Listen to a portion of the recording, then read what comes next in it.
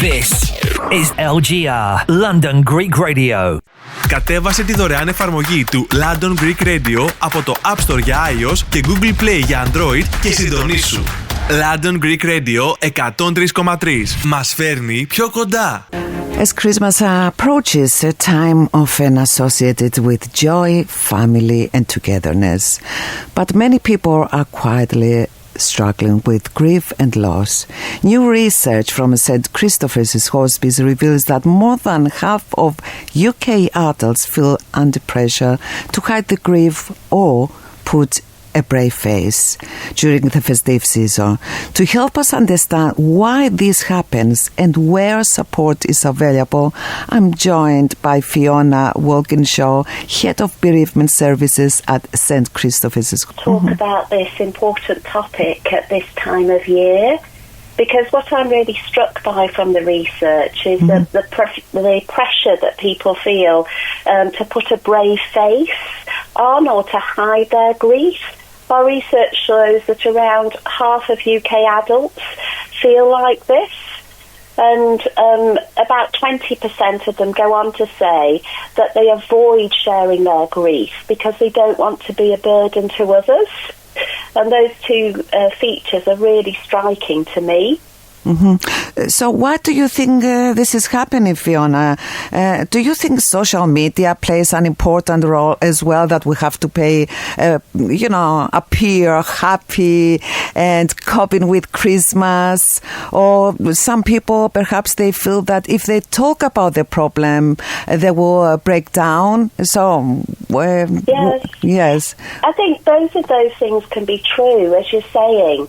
They can feel a real pressure these days through wanting to appear like we're fine on social media platforms, and that can be heightened at this time of year when there's very much a sense, that it's the season to be jolly.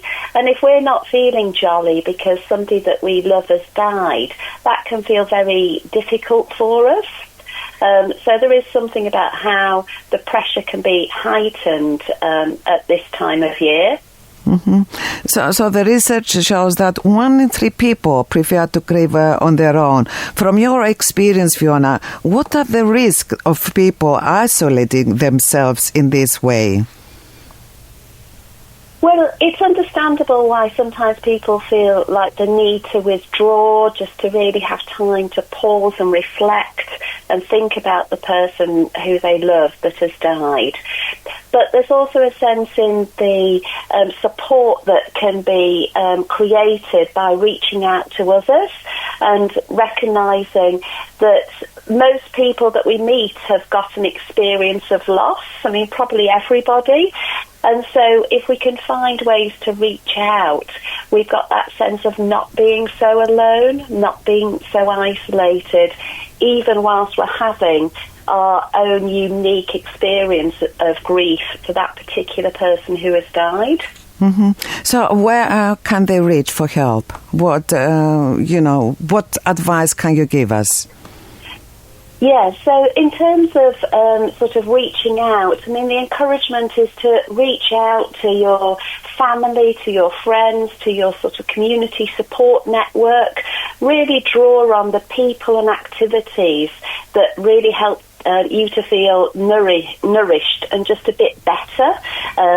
You might also want to think about reaching out on a more professional basis. So it could be useful to let your GP know, and there's organisations such as my own St. Christopher's where you can find out further information. So if you'd like to do that through our website, you could go to www.stchristopher's.org.uk and then /bereavement support. Thank you, Fiona. And this can be especially challenging when children are involved, I suppose. And we heard about Nina and her 2 daughters being supported by St. Christopher's. So why is it so important that children and young people are supported through the grief, especially at times like Christmas? Yes. Well, I think it's because, all of us, whatever our age, whether we're under or over 18 years of age, experience grief. and we all need sort of that extra care and support at those times. So remembering at Christmas time, when we're thinking about, our loved ones, that we also include the loved ones that are no longer physically present with us, but still very much in our hearts. And, we might want to create a decoration for the Christmas tree. We might want to cook a special meal or dish that we used to enjoy together. Maybe we want to go on that walk or do another activity that really reminds us of that person. So we're keeping them alive in our hearts, knowing that, very sadly, that they're not able to be with us in body. Mm-hmm. Yes, it's so true and very useful, your tips, Fiona. And for us, if we have a person who is grieving, as you said, we need to be very understanding and sometimes to allow them to grieve. I think allowing ourselves or allowing our friends or our family to grieve is quite okay. Don't you think so? Yes, that's absolutely correct. There's something really important about giving ourselves permission to grieve, not feeling any pressure for it to be in any particular way, because sometimes grief does feel like a roller coaster with highs and lows and twists and turns. And when we're aware that people that we care about have had a bereavement, just taking that moment to ask how they're doing and to be open to listening to what they've got to share with you about how they are in that moment, sort of just taking each moment as they come. Mm-hmm. So do you think sometimes it's got to do with culture as well? Because some cultures, I would say perhaps Greek, we have to show that we are strong and we mustn't show our feelings, etc. So do you see this often? Yes, I think it's very important to think about our grief with those kind of cultural glasses on, so we're aware of the extent to which the family, the society, the environment that we've been raised in and where we've had grief modelled will be affecting us. And if that doesn't feel quite right for our experience of grief, it's important just to think about, well, what do I need? What's going to help me? Maybe sometimes being strong, as you describe, for a Greek person who's grieving will be important. But maybe other times it's useful for them to know that showing their vulnerability, perhaps being able to share their feelings in a safe enough place, could feel better, more relieving than to try and just keep that very sort of strong front. Exactly. Thank you so much. And one last tip before I let you go, Fiona. So one last thing that you'd like me to offer? Yes, please. A tip that I'm sure, it will help our listeners to cope or to help others during Christmas. Yeah, so that sense of just being very kind and very gentle with ourselves, maybe treating ourselves like we would do a best friend, allowing ourselves to grieve and doing what we need to do to take care of ourselves so that we rest, we eat, we sleep well enough, and we do some activity just to help us keep engaged and sort of balancing our needs to grieve with our needs to do other things, which can be really true at this time of year, can't it, with so many things going on? Thank you so much.